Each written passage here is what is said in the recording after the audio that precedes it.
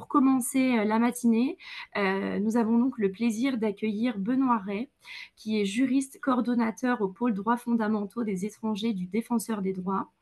Donc le Défenseur des droits est une autorité administrative indépendante chargée de la défense et de la promotion des droits et libertés des citoyens avec deux missions principales. La défense des personnes dont les droits ne sont pas respectés et l'égalité pour toutes et tous.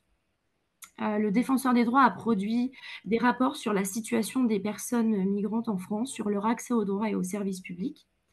Un rapport sur les droits fondamentaux des étrangers a été publié en 2016 et a abordé entre autres la précarisation du droit au séjour, les difficultés d'accès à la santé pour les personnes migrantes. Alors si les participants peuvent couper leur micro s'il vous plaît, ou Aude, si tu arrives à repérer, hop, les micros qui sont ouverts pour qu'on puisse bien suivre les échanges. Merci beaucoup. Et donc, dans ce rapport de 2016, le Défenseur des droits abordait, voilà, ce que je disais, les difficultés d'accès à la santé, notamment pour les personnes en situation irrégulière et la situation de particulière vulnérabilité des mineurs non accompagnés. D'autres rapports ont été publiés en 2019, en 2022 sur la dématérialisation des services publics, où il est mentionné que les personnes migrantes sont un public particulièrement pénalisé par le développement de l'administration numérique.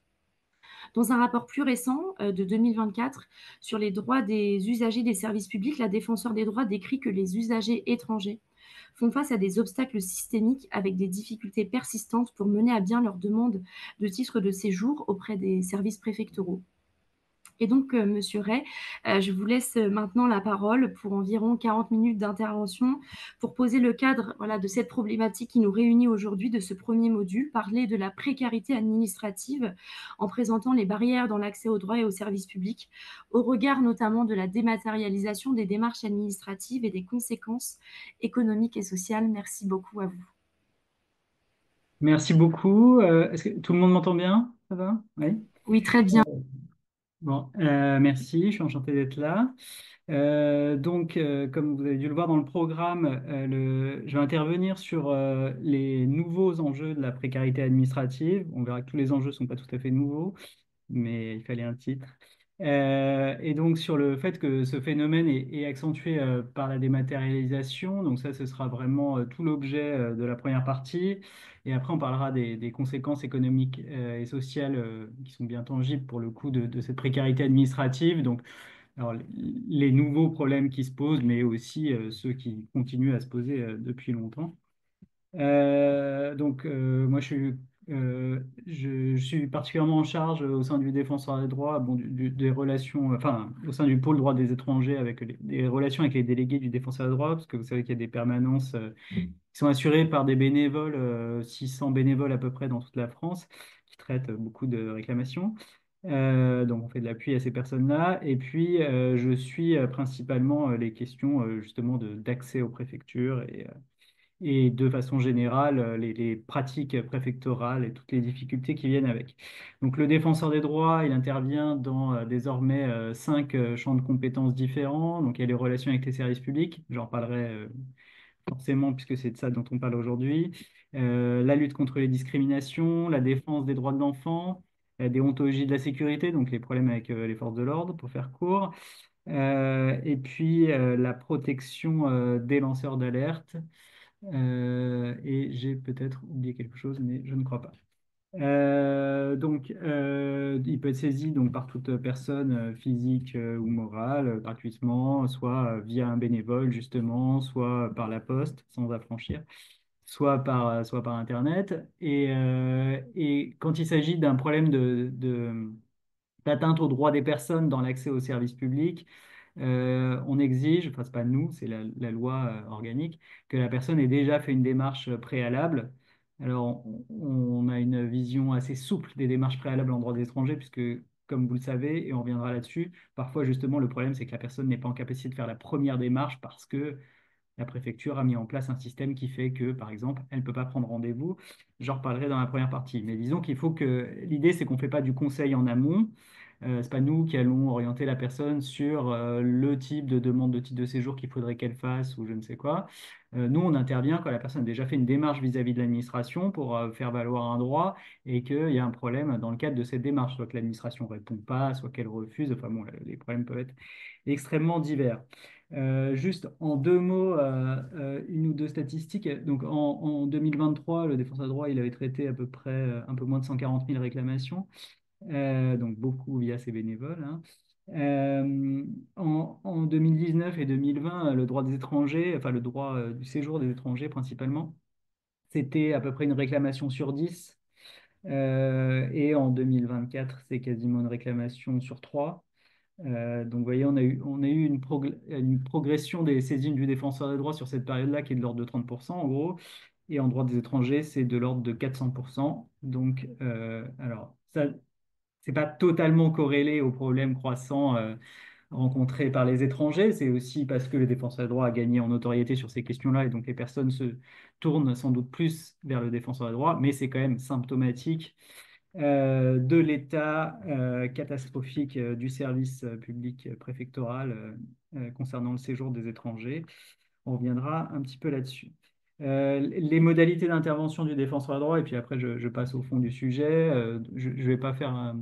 On intervient beaucoup en médiation concernant les problèmes avec les services publics, parce que par exemple, s'il y a un problème dans le cadre de l'instruction d'un dossier ou une personne qui n'arrive pas à déposer son dossier, c'est quand même a priori la façon la plus appropriée d'intervenir.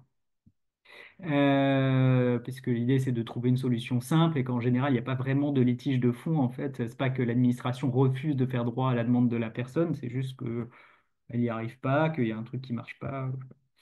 Mais après, dans des cas plus litigieux, quand c'est des problèmes de fond principalement, le défenseur des droits peut aussi peut alors bon, mener des enquêtes si nécessaire. Donc normalement, on ne peut pas lui refuser la communication d'informations et de documents.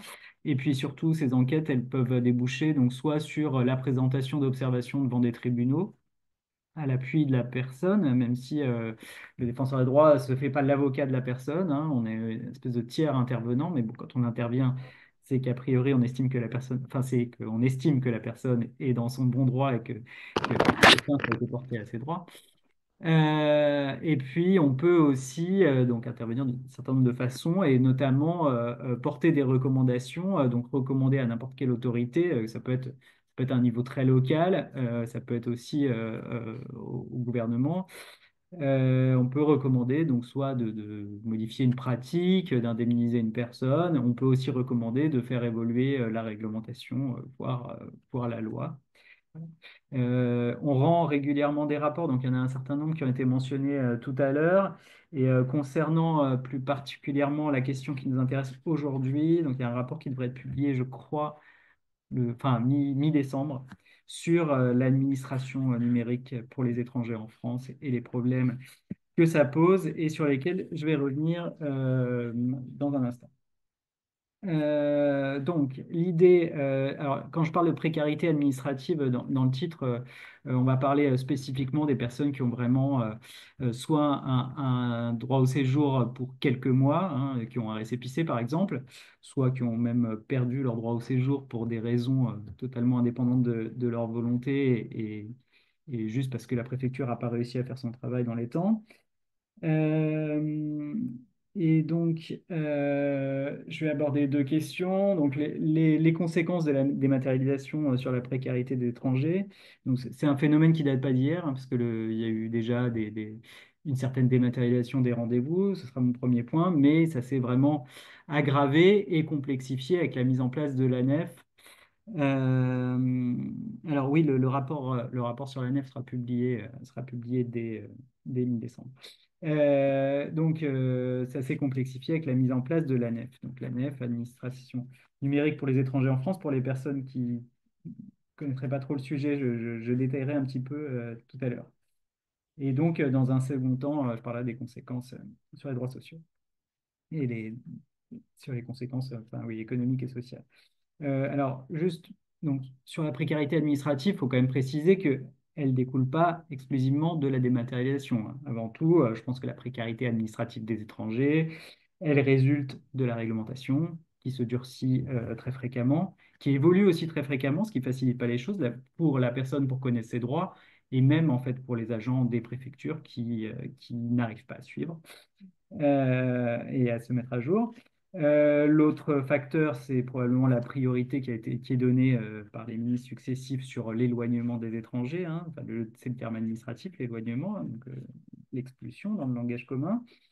Une priorité aussi qui est donnée à la lutte contre la fraude, c'est-à-dire que bon, quand on regarde un peu le fonctionnement des préfectures, parfois on a l'impression que l'objet de ces services est d'abord d'être sûr qu'il n'y a pas de fraude.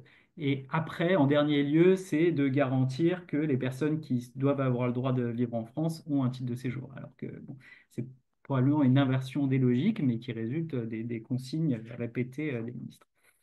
Et puis, l'autre problème, c'est vraiment la défaillance du service public préfectoral. Actuellement, là, on atteint des délais d'instruction dans les préfectures qui traitent le plus de dossiers, qui sont je pense, assez inédit, en tout cas sur la période que j'ai eu l'occasion de connaître, avec donc des personnes qui n'arrivent plus à déposer leurs demandes ou dont les demandes ne sont jamais traitées, tout ça. Mais effectivement, à partir du milieu des années 2010, les préfectures ont commencé à utiliser des méthodes dématérialisées. Le but, dans un premier temps, c'était probablement de supprimer les files d'attente devant les préfectures. Les personnes, dans certaines préfectures, devaient faire la queue toute la nuit. Donc, ça faisait pas très bon genre. Puis bon, certes, c'était pas confortable non plus pour les personnes, mais cela dit, rétrospectivement, finalement, je pense que certaines personnes préféreraient actuellement faire la queue toute une nuit que de passer des mois et des mois sans titre de séjour, malheureusement, c'est triste à dire. Donc, les préfectures ont mis en place des plannings de rendez-vous en ligne et donc ne recevaient plus les usagers que sur rendez-vous, ce qui est alors une modalité de travail qui peut être effective, hein, mais bon, le problème, c'est si le nombre de rendez-vous qui est ouvert n'est pas suffisant par rapport aux besoins des usagers du département, quoi. Enfin, moi, j'utilise usager parce que on est quand même dans le cadre d'un service public et que c'est important quand même de replacer ça comme ça, hein. Les étrangers qui veulent faire valoir un droit de séjour, c'est des usagers d'un service public, hein, et en tant que tel, ils ont les mêmes droits que tous les autres usagers. Et c'est comme ça qu'il faut les voir, je pense. Euh, et donc les personnes devaient se rendre sur ces plannings de rendez-vous en ligne, qui étaient donc dans certaines préfectures à peu près constamment saturés et voyaient un message du type il n'y a plus de rendez-vous disponible, veuillez réessayer ultérieurement. Et donc les personnes réessayaient. Alors au bout d'un moment, elles savaient à quel moment les rendez-vous étaient mis en ligne. Donc le dimanche soir à minuit, elles essayaient de se connecter. Malgré ça, pour certaines, c'était compliqué et pendant des mois et des mois, elles n'arrivaient pas à obtenir un rendez-vous, ce qui fait qu'elles n'arrivaient pas à faire le début du commencement d'une démarche.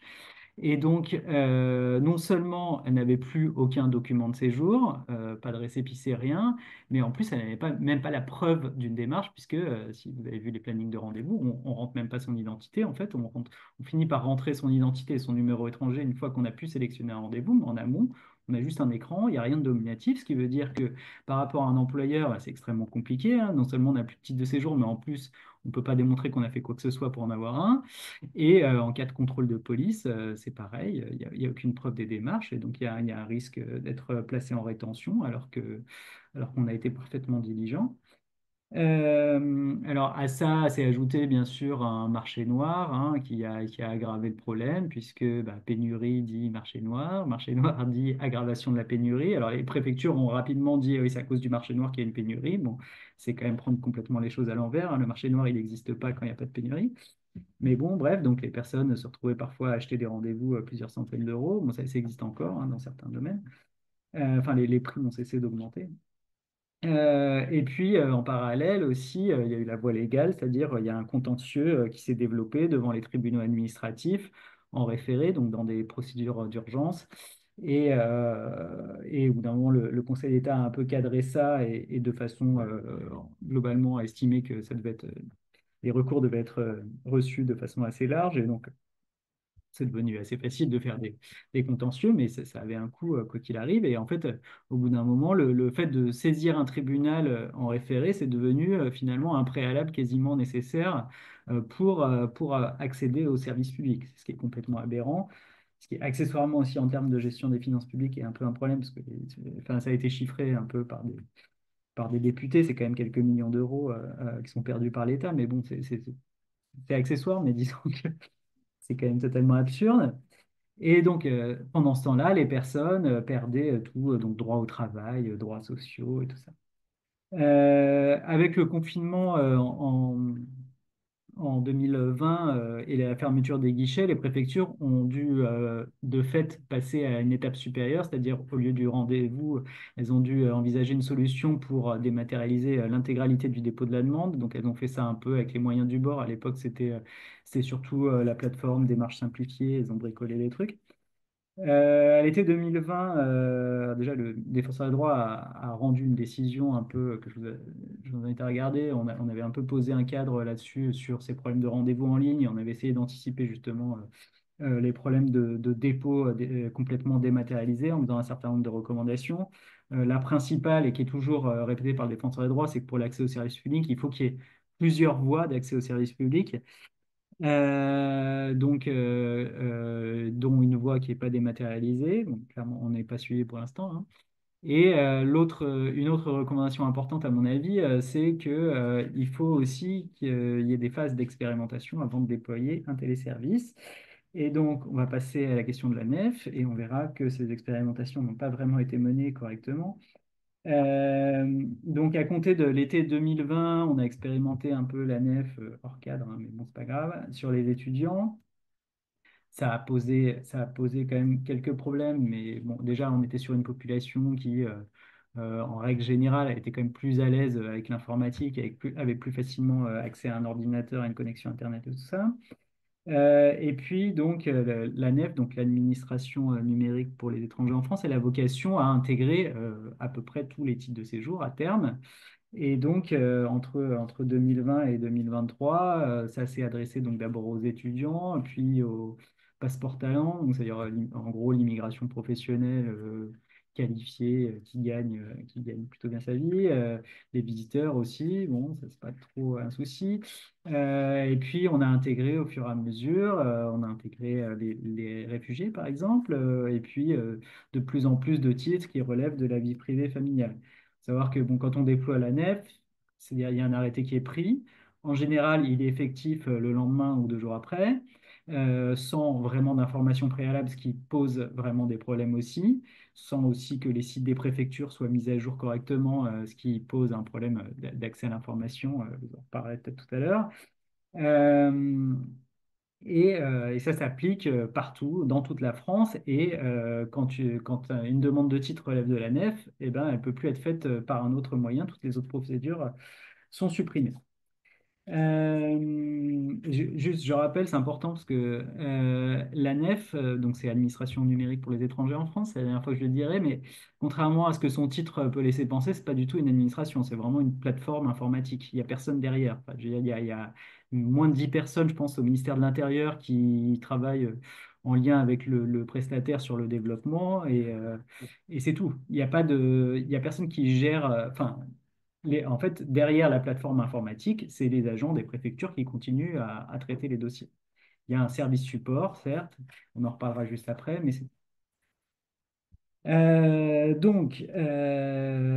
Alors, faut quand même rappeler que la dématérialisation, c'est pas forcément non plus un vecteur de précarité administrative. C'est-à-dire que dans l'absolu, la dématérialisation, quand c'est bien fait et que c'est pas non plus imposé à tous les usagers, ça peut être au contraire un progrès pour les personnes. Déjà, de fait, ça met fin au problème de file d'attente, qu'elle soit numérique ou physique, ce qui est toujours une bonne chose. Ça permet, donc il n'y a plus de problème, l'usager normalement peut déposer son dossier sans aucune entrave. Donc, tout ce que je dis, c'est sous réserve que le service fonctionne, hein. On est d'accord, on reviendra sur les problèmes après. Vous pouvez déposer votre demande en dehors des heures de travail, donc ça vous évite d'avoir je sais pas, à poser une demi-journée de congé pour ça, à vous déplacer. Normalement, vous pouvez déposer votre demande en plusieurs fois, donc si vous n'avez pas tous les papiers, tout ça, vous pouvez continuer après. Enfin bon, c'est quand même censé être assez pratique. Et l'autre gain, à mon avis, c'est la possibilité de télécharger des documents provisoires de séjour, donc les attestations dématérialisées là, de prolongation d'instruction ou de décision favorable. qui sont en gros l'équivalent des récépissés, mais qu'on obtient quand on fait la démarche sur la nef. Ça, ne pas avoir à se déplacer en préfecture pour récupérer un récépissé, a priori, c'est quand même une bonne chose. Et si ces attestations sont renouvelées dans les temps, ce qui n'est malheureusement pas le cas, c'est quand même plus sécurisant. Si on sait qu'il suffira de se reconnecter 3 jours avant la fin de l'échéance pour télécharger son attestation, normalement, c'est quand même une bonne chose, ça sécurise un petit peu. On a beau avoir un truc qui dure que 3 mois, si on sait qu'on va pouvoir le récupérer. Par exemple, si c'était automatisé, ce serait quand même très pratique. Mais donc, je le disais, la nef, elle a été déployée beaucoup trop rapidement. Clairement, il y avait déjà beaucoup de choses qui n'avaient pas été pensées et il y avait énormément de bugs qui n'avaient pas été réglés et des trucs qui sont absolument pas ponctuels, quoi, qui affectent un nombre très important d'usagers.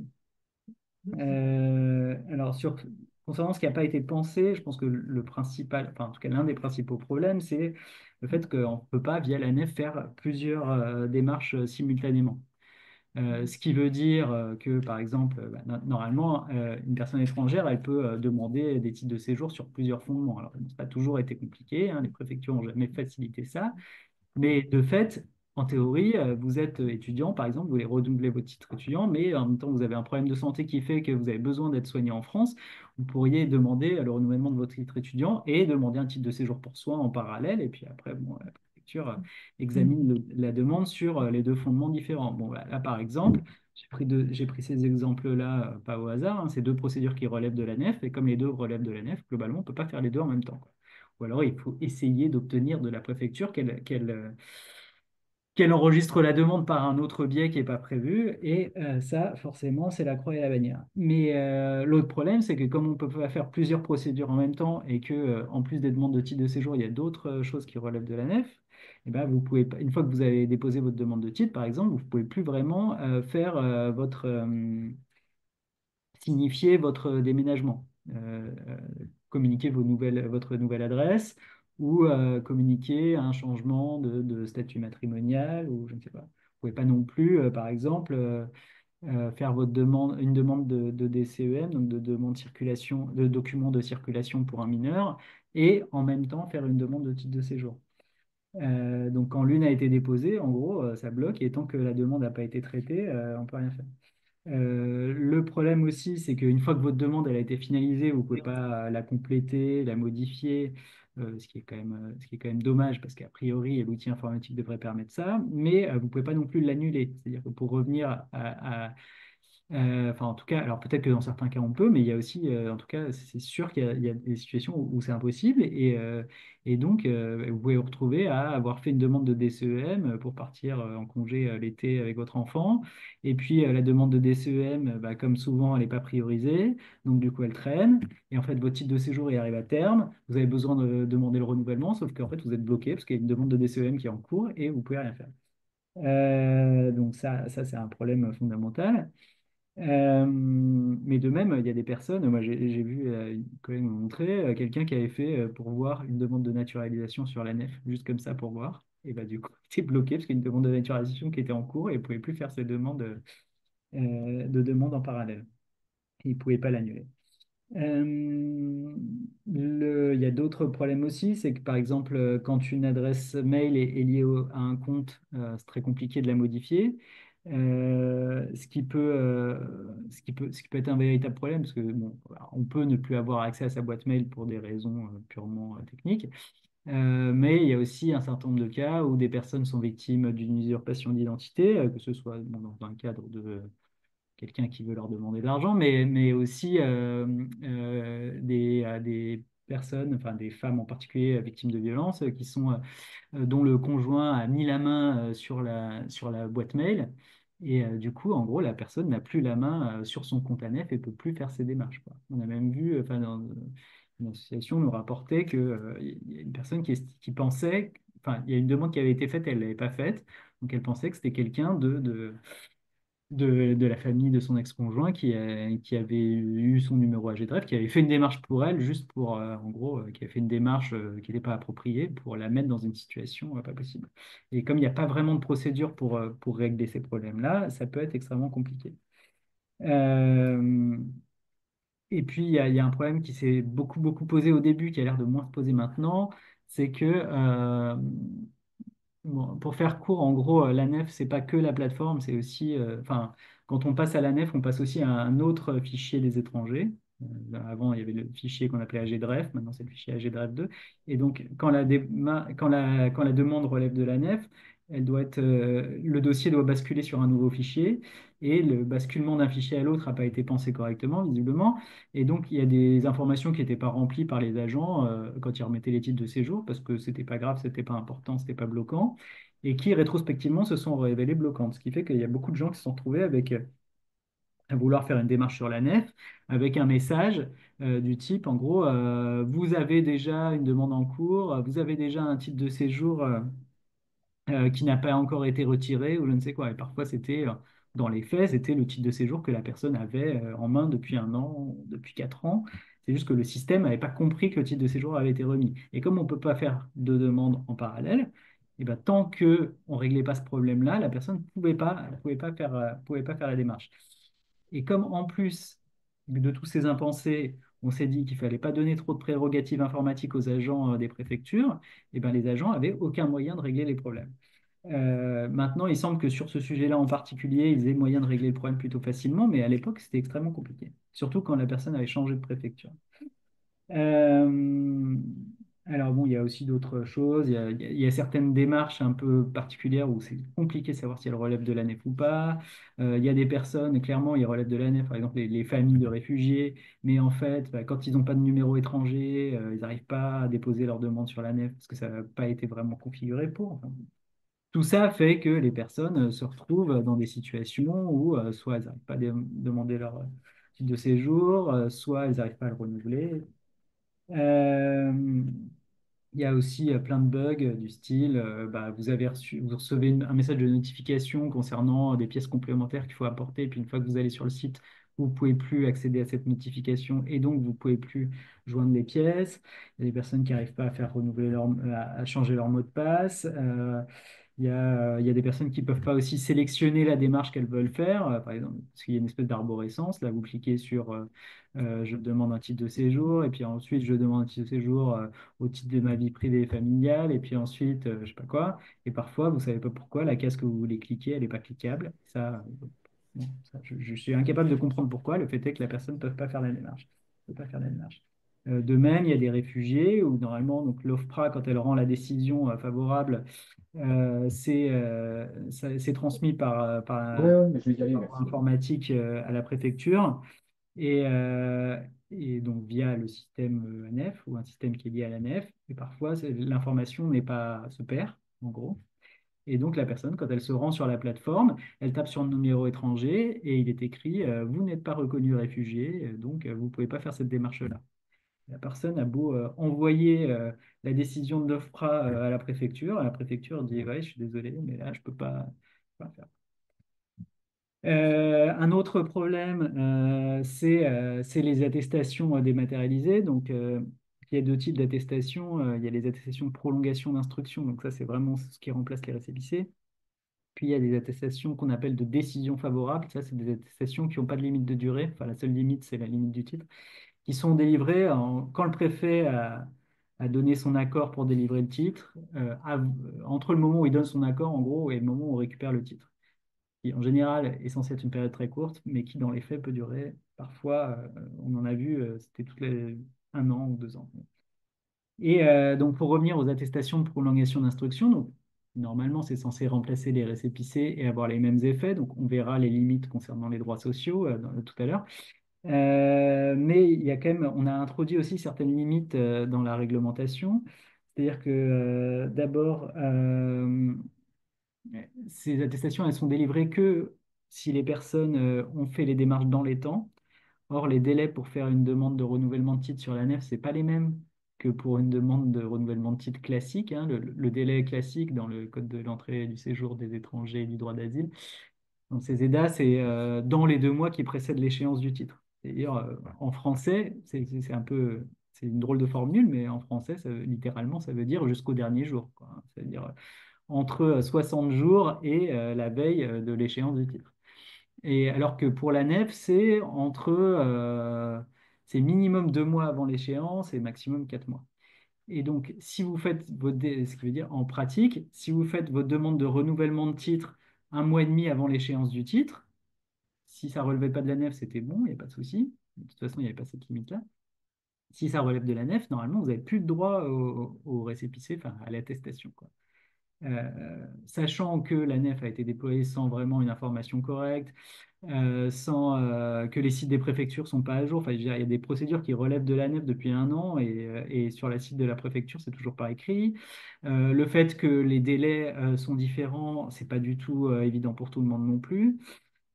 Sachant que, je veux dire, il y a des agents, même dans les préfectures, qui orientent vers la mauvaise procédure, hein, qui pensent que ça relève de la nef alors que c'est pas le cas, et vice-versa, quoi. Attendez, je regarde juste. Alors, non, il n'y a pas de. En gros, mais je vais revenir dessus juste après, hein, le Conseil d'État euh, a quand même statué sur la question. Donc, juste, je reviens sur ces attestations. Donc, il y a ce problème des attestations qui sont. Les personnes n'y ont plus droit si elles font leur demande tardivement, même si c'est encore avant l'échéance du titre. Et puis, avant, enfin, les récépissés, ils étaient délivrés aux personnes qui demandaient une régularisation. Alors, bon, de façon assez variable, mais pour les personnes qui relevaient d'une situation de plein droit, comme par exemple les parents d'enfants français ou les conjoints de français, ou les étrangers malades, mais bon, une fois que l'OFII a statué, je crois, on délivrait un récépissé. Alors que là, comme la délivrance de cette attestation, elle est soumise au fait d'avoir fait la procédure dans les délais, par principe, les personnes qui demandent une régularisation, ils n'ont pas à respecter des délais, quoi. Donc, ce qui veut dire que dans les faits, en fait, ils n'ont plus d'attestation, alors qu'avant, elles avaient un récépissé. Alors, je pense que les préfectures doivent avoir la possibilité, si elles le souhaitent, d'en délivrer quand même, mais ce n'est pas du tout satisfaisant. Le Conseil d'État a quand même été saisi concernant la nef et concernant son caractère obligatoire. Il a jugé que, en gros, c'était possible d'imposer l'usage d'un téléservice à des usagers, à la condition de permettre l'accès normal des usagers au service public et de garantir aux personnes concernées l'exercice effectif de leurs droits. Sauf que, bon, dans les faits, déjà, c'est très difficile de démontrer que globalement un service dysfonctionne, hein. Ça va être l'enjeu actuellement des associations qui veulent faire des nouveaux recours. Et donc, il a mis des garde-fous quand même. Je vais lire rapidement le paragraphe, peut-être pas tout, mais eu égard aux caractéristiques du public concerné, à la diversité, à la complexité des situations des demandeurs et aux conséquences qu'a sur la situation d'un étranger, et notamment son droit de se maintenir en France et éventuellement d'y travailler, l'enregistrement de sa demande, le pouvoir réglementaire, en gros, quand il impose le téléservice, doit prévoir des solutions d'accompagnement et une solution de substitution dans le cas où, malgré l'accompagnement, le blocage persiste. Donc les solutions d'accompagnement, c'est le centre de contact citoyen. Donc alors ça c'est accessible sur le site de l'ANEF ou par téléphone, mais bon, il vaut mieux le faire par écrit pour avoir des traces. C'est géré par l'Agence nationale des titres sécurisés qui s'appelle France Titres maintenant. Bref. Euh, et donc, c'est des personnes qui répondent au téléphone ou qui répondent tant bien que mal aux mails et qui sont censées aider la personne qui a des problèmes. Mais dans les faits, on voit que, en gros, le problème, c'est que ce service support, ils n'ont pas du tout les moyens de régler les bugs informatiques. Donc, en gros, ils font remonter un certain nombre de situations au ministère qui va faire remonter à son sous-traitant qui va éventuellement apporter des correctifs, mais tout ça se fait dans des délais qui ne sont pas du tout compatibles avec les besoins des personnes. Et puis, vous avez les points d'accueil numérique qui doivent être ouverts normalement dans toutes les préfectures et sous-préfectures et où les personnes doivent être assistées. À la base, c'est fait pour des personnes qui n'ont pas d'ordinateur ou de connexion Internet ou qui ne savent pas s'en servir.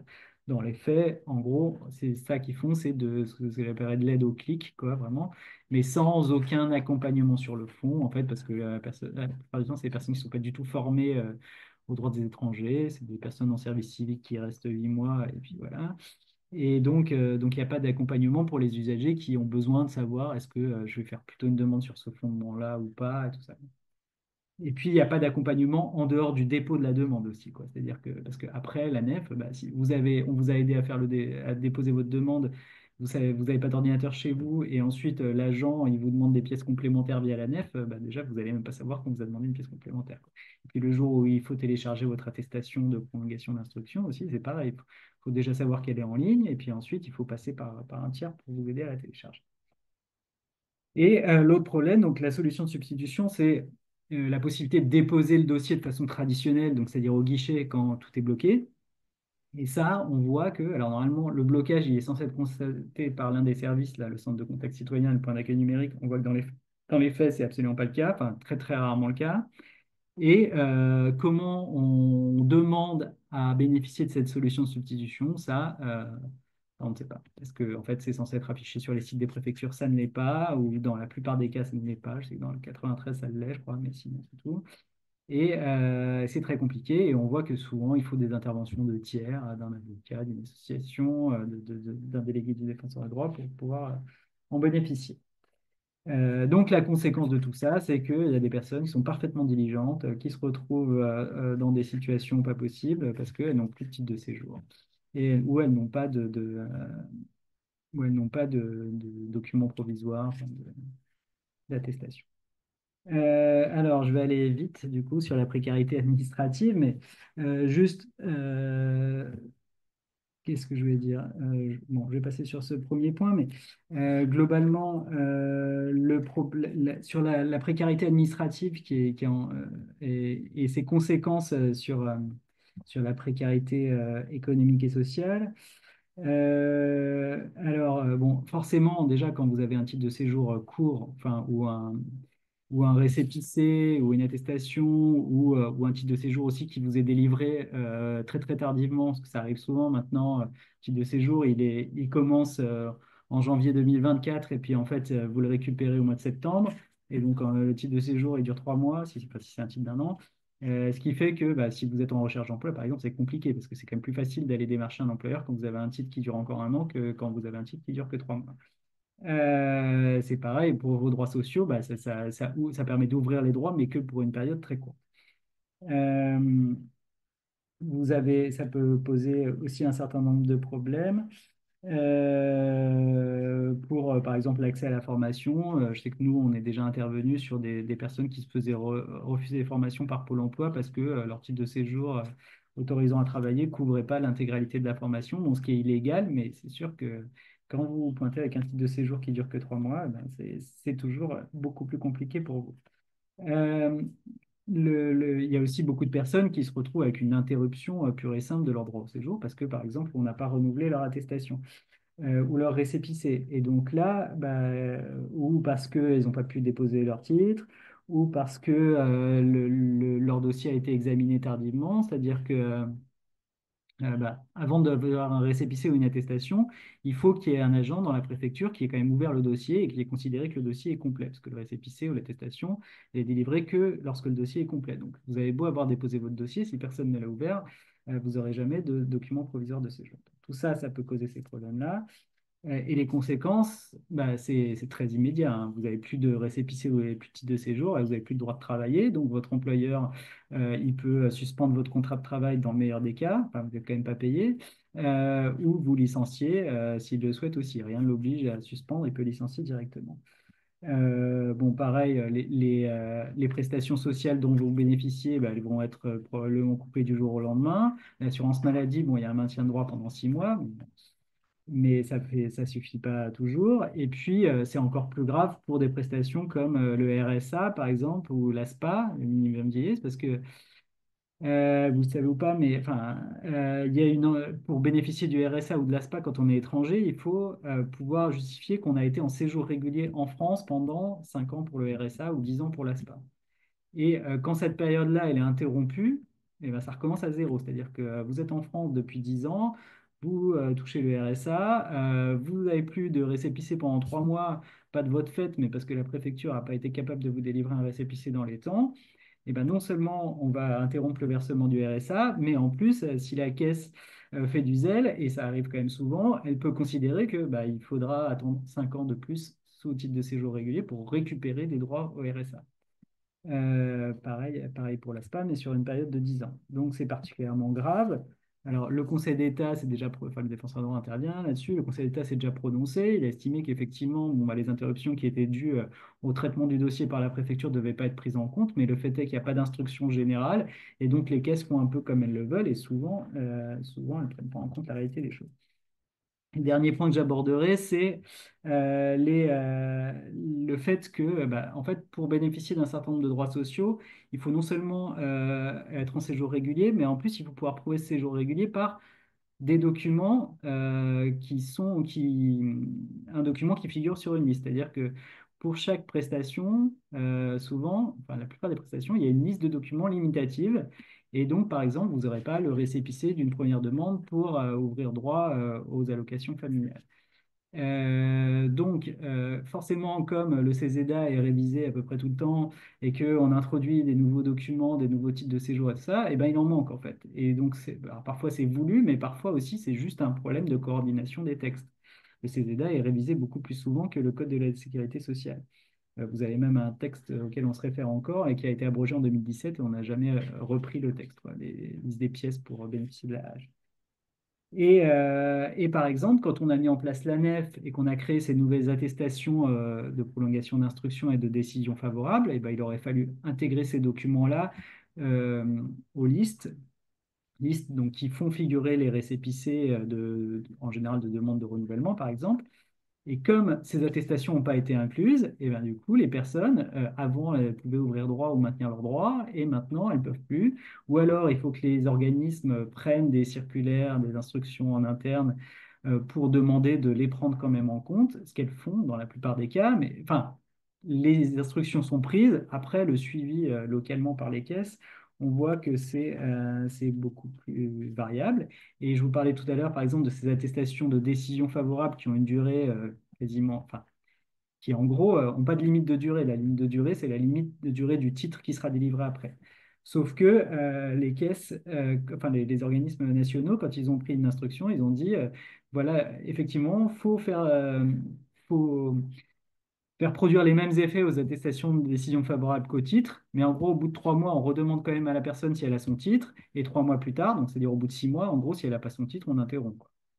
Alors que dans les faits, on sait qu'il y a un certain nombre de personnes, notamment par exemple des réfugiés qui attendent que l'OFPRA ait reconstitué leur état civil, et actuellement ça prend en moyenne 18 mois, qui sont maintenus sous une attestation comme ça et qui en fait risquent de perdre leurs droits.